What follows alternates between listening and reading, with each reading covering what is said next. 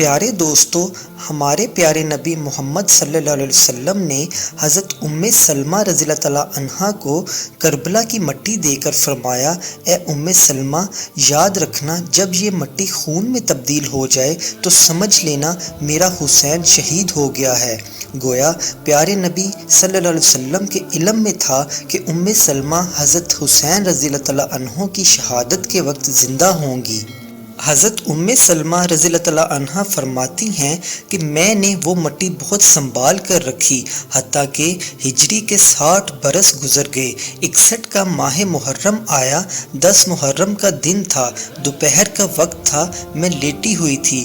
میں نے خواب میں دیکھا کہ حضور صلی اللہ علیہ وسلم تشریف لائے ہیں اور پیارے نبی صلی اللہ علیہ وسلم رو رہے ہیں۔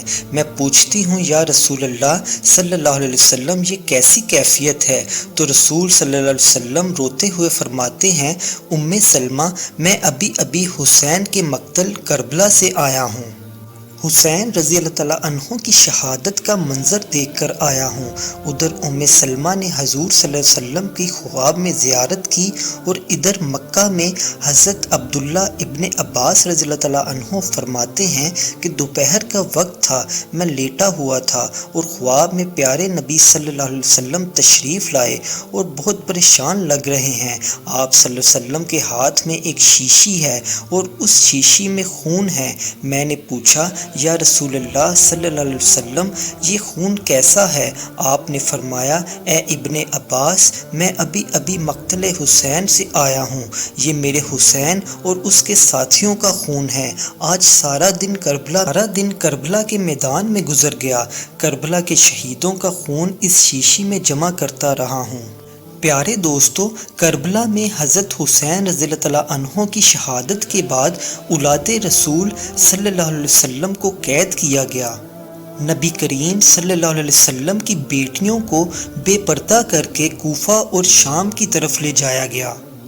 یزید کی فوج کے ہاتھ میں تمام شہیدوں کے کٹے ہوئے سر تھے اور کربلا میں بغیر سر کے جسم بکھرے پڑے تھے۔ پیارے دوستو، تاریخ بتاتی ہے کہ 3 دن تک میدان کربلا میں شہیدوں کے جسم بکھرے پڑے تھے۔ 13 محرم 61 ہجری کو آس پاس کے لوگوں نے دیکھا کہ فوج کا پہرا کم ہو گیا ہے، چلو نہر فرات سے پانی بھر کر لاتے ہیں۔ بنی اسد کی عورتیں جب نہر فرات سے پانی بھرنے لگیں تو دیکھا کہ میدان کربلا پر جسم مبارک بکھرے پڑے ہیں۔ وہ عالم دیکھ کر رو پڑیں اور اپنے مردوں کے پاس پہنچی اور روتی چیختی پکارنے لگیں، اے رسول اللہ کا کلمہ پڑھنے والوں، اس زمین پر رسول اللہ صلی اللہ علیہ وسلم کا خاندان تھا جسے شاید یزید کی فوج نے شہید کر دیا ہے۔ ان کے جسم مبارک بکھرے ہوئے ہیں، ان کے خیمے جلے ہوئے ہیں، چلو آؤ اور ان کی تدفین کرتے ہیں۔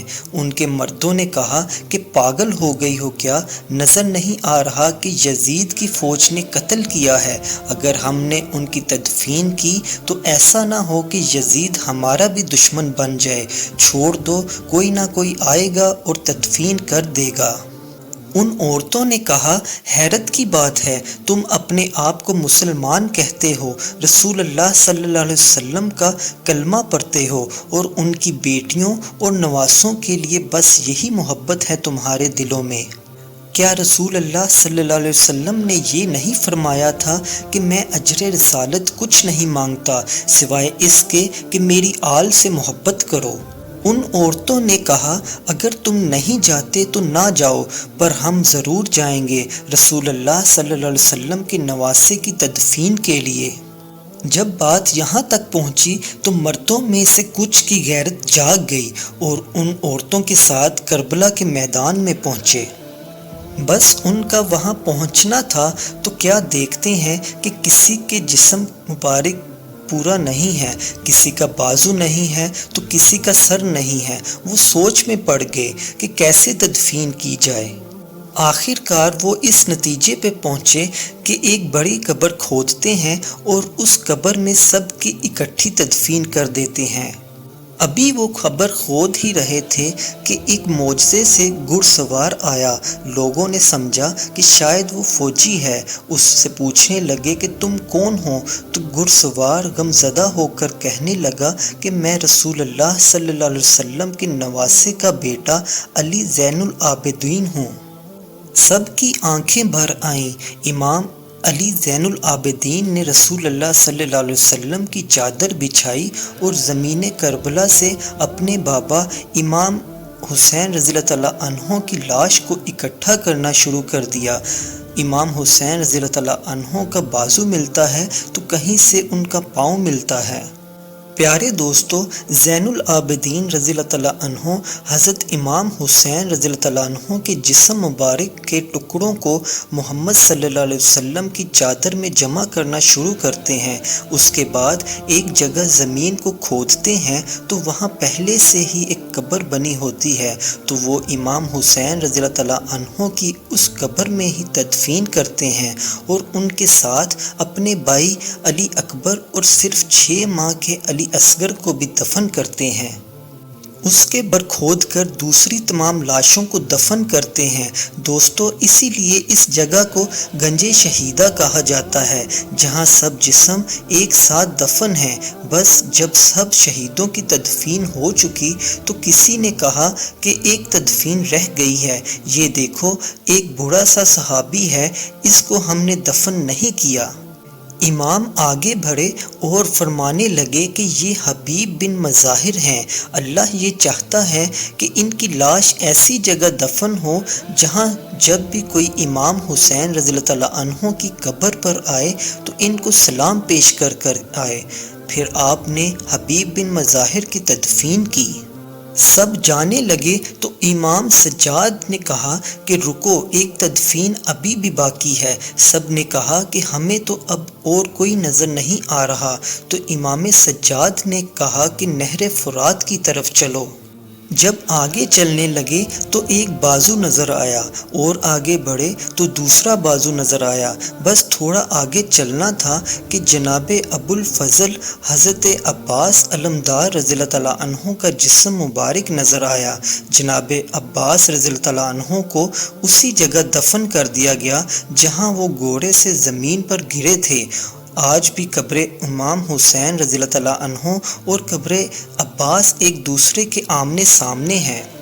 پیارے دوستو، امام حسین رضی اللہ تعالیٰ عنہ اور ان کے تمام ساتھی جو میدان کربلا میں شہید ہوئے، سب کو وہاں کے قریبی گاؤں کے لوگوں نے دفن کیا، اور اس قبیلے کا نام تاریخ میں بنو اسد لکھا ہوا ہے۔ کسی بھی جگہ کسی ایک فرد کا نام نہیں ملتا کہ جس نے نماز جنازہ پڑھائی۔ پیارے دوستو، مورخین لکھتے ہیں کہ امام حسین رضی اللہ تعالیٰ عنہ کے ساتھ میدان کربلا میں 72 افراد شہید ہوئے۔ ان کے شہید ہونے کے ایک دن بعد مقام غزیرہ میں جو بنی اسد کے لوگ رہتے تھے، انہوں نے مل کر سب کو دفن کیا۔ پیارے دوستو، حضرت امام حسین رضی اللہ تعالیٰ عنہ کا سر انور جو دربار یزید میں لایا گیا، وہ کہاں دفن کیا گیا، اس سلسلے میں مختلف روایات ہیں، لیکن مشہور یہی ہے کہ آپ کا سر مبارک آپ کی والدہ حضرت بی بی فاطمہ الزہرا اور آپ کے بھائی حضرت امام حسن رضی اللہ تعالیٰ عنہ کے پہلو میں دفن کیا گیا۔ پیارے دوستو، امام حسین رضی اللہ تعالیٰ عنہ کی شہادت مرگ یزید ہے۔